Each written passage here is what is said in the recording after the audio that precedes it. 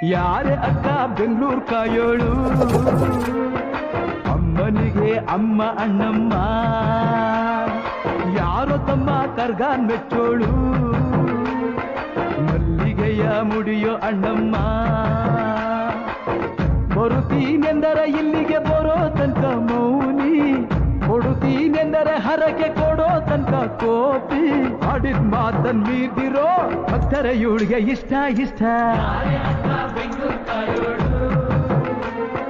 ಅಮ್ಮನಿಗೆ ಅಮ್ಮ ಅಣ್ಣಮ್ಮ